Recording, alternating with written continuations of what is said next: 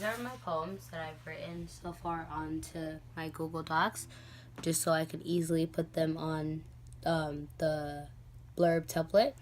And these are my rough drafts that I've written, and I can honestly say haiku has been my hardest to write. As you can see, for example, I had to write it multiple times, different ways, and that's because there's a certain syllable, there's a certain number of syllables you have to follow on each line, and I wanted it to still make sense, but at the same time, I needed to follow the form, so I had to change it many times, changing how I wanted to say it, how I wanted it to be. And I could say Phantom. One of the other forms, Phantom, was my favorite because on this one, 2 of the lines would go on this line and 2 of the lines would go on this line, and that showed me like it was a really creative way. Like when I read it, and I was like, I really liked this way because I didn't have to make up new lines every time, and also it was just a very different way of reading.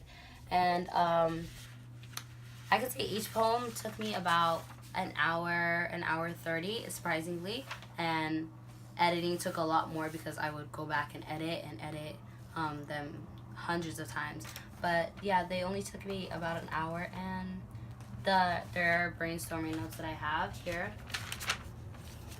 that would take me a little longer beforehand.